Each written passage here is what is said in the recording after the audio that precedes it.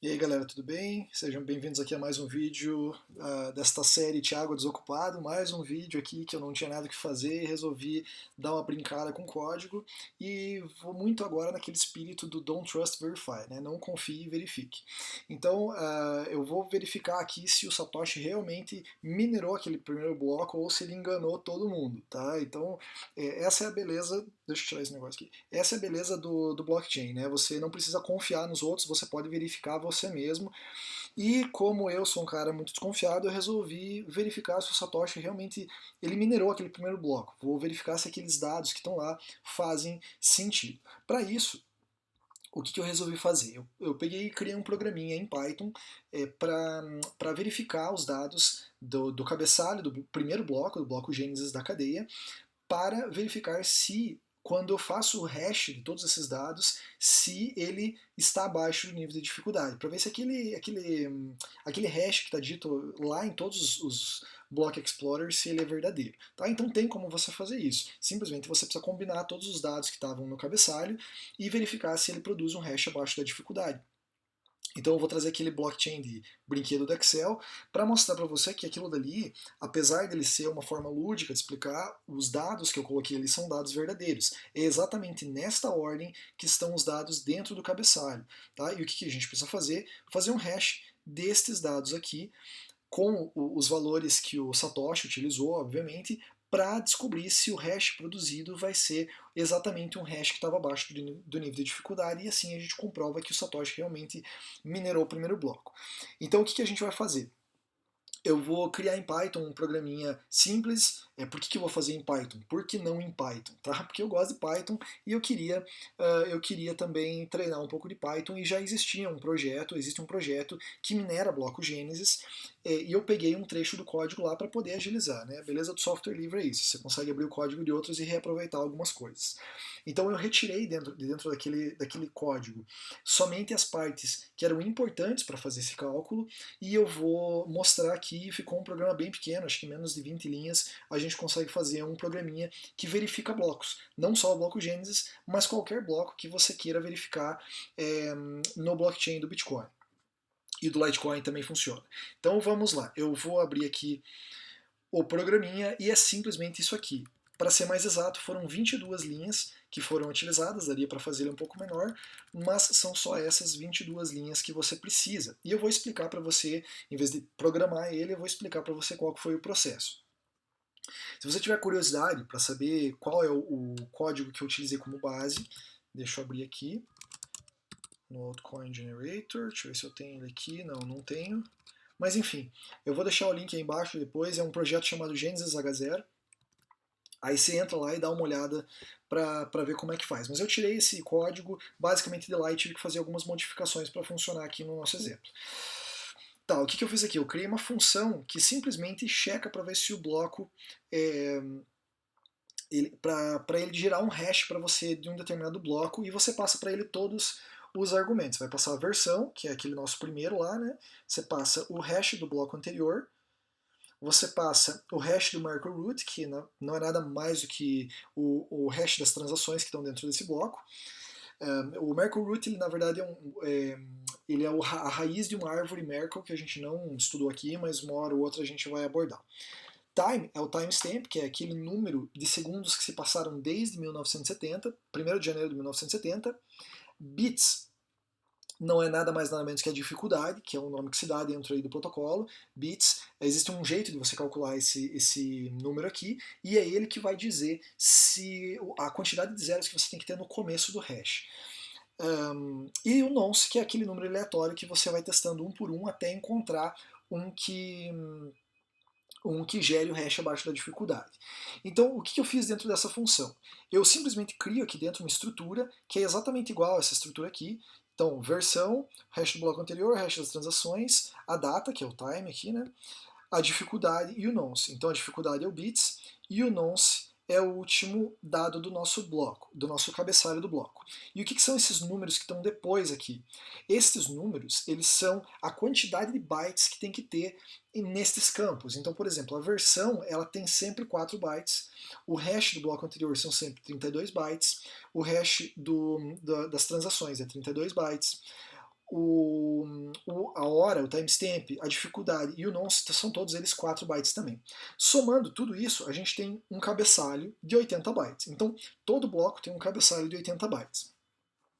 Primeira coisa que a gente vai fazer aqui embaixo, então, é o que? A gente vai preencher este bloco aqui com 80 bytes zerados. Isso aqui está falando assim, a gente vai multiplicar 00 por 80, 80 vezes, vai botar 00 80 vezes um do lado do outro, simplesmente para zerar esse cabeçalho. E a partir da próxima linha, a gente vai começar a fazer o quê? Colocar os dados, empurrar os dados para dentro deste cabeçalho. Então, primeiro o que a gente faz? A gente coloca a versão que a gente recebeu lá para dentro desse bloco, que é o primeiro campo. Esse i aqui significa 4 bytes, tá? É um número inteiro de 4 bytes. E esse menor aqui significa que está em formato Little Endian, que a gente não vai abordar, mas é a ordem com que os bytes estão organizados dentro da memória. Não precisa se preocupar com isso, que é coisa de computeiro.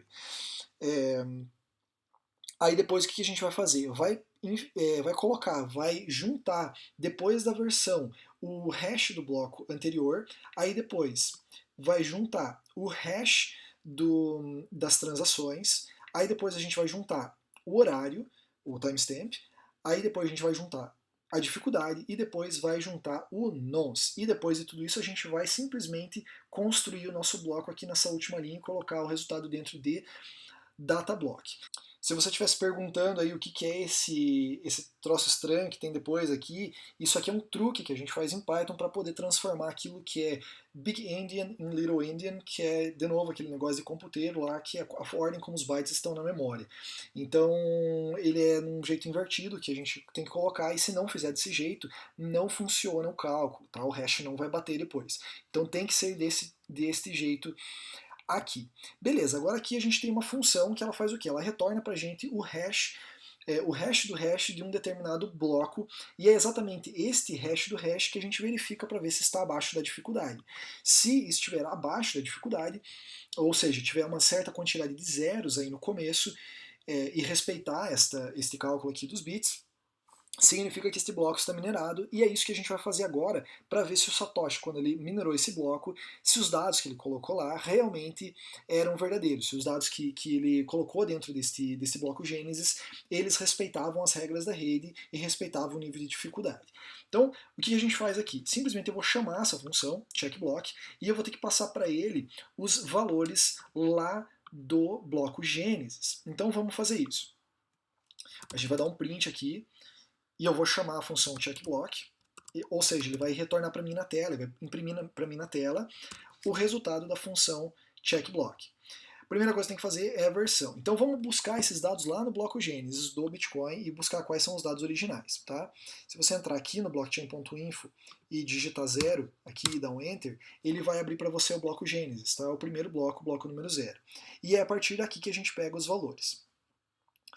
Então a primeira coisa que a gente tem que ver é a versão. A versão está aqui, tá? 1. Então beleza, a gente vai lá no nosso código e passa para a função 1, que é o primeiro argumento do nosso bloco.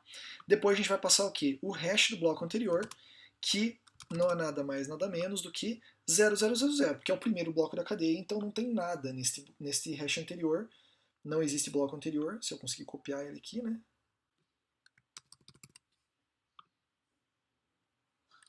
E eu colo ele aqui dentro. Pronto. Qual que é o próximo item? Já passamos a versão e o hash do bloco anterior, e agora a gente tem que passar o hash do Merkle Root, que é a raiz da nossa árvore de Merkle, que no final dos contos contém as nossas transações. Nesta árvore aqui, as transações estão zeradas, só tem o Coinbase, que é a transação que remunerava o Satoshi Nakamoto dos 50 bitcoins, e o Merkle Root é exatamente este valor aqui. Então a gente vem copia ele e cola ele aqui depois.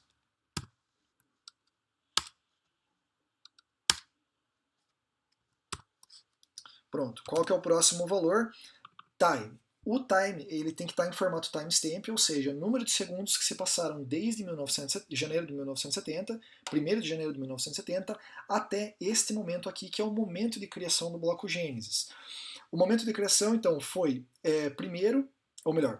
dia 3 de janeiro de 2009, e ele foi minerado às 18 horas e 15 minutos e 5 segundos.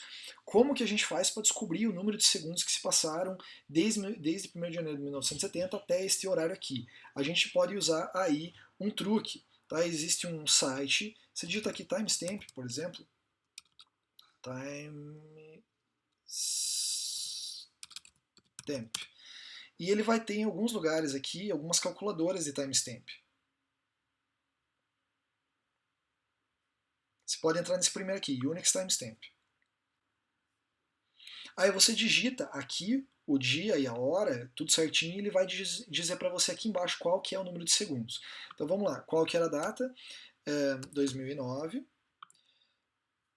o mês 01, dia 03, horário 18 e 15 e... quantos segundos? 05, 18, 15 e 05. Pronto, agora eu vou dar um converter e ele vai colocar para mim o número de segundos. Está aqui, é esse número aqui. E é esse número que eu vou utilizar aqui no timestamp. Eu passo ele diretamente aqui para ele.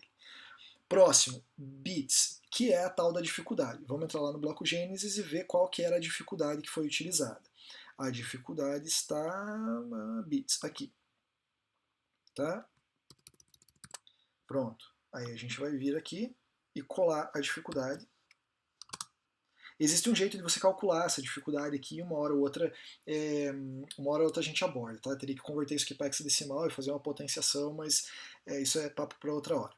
E o último valor que a gente precisa é o tal do nonce. Cadê o nonce? Tá aqui, ó.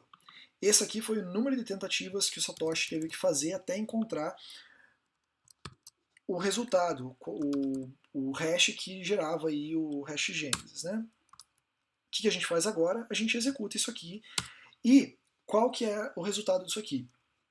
O resultado tem que ser exatamente esse hash que está aqui. Veja que tem uma certa quantidade de zeros no começo, né? E ele tem que dar exatamente esse hash que começa aqui com 00019D6 e termina com E26F. Vamos ver se é isso que vai acontecer.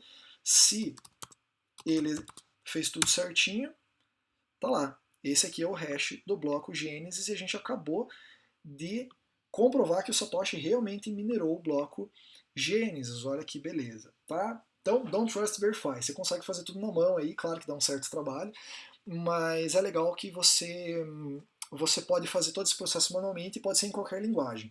Então, o que a gente aprendeu nesse nosso pequeno exemplo aqui?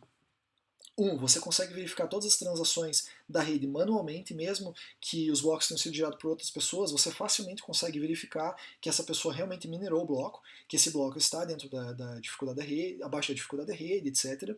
Que ele segue todas as regras do jogo e que o Bitcoin ele é independente de linguagem. Por quê? Porque o Bitcoin não foi feito em Python. Tá? O Bitcoin é um protocolo. Qualquer pessoa que implemente o protocolo da forma como está sendo especificado, ele consegue fazer parte da rede.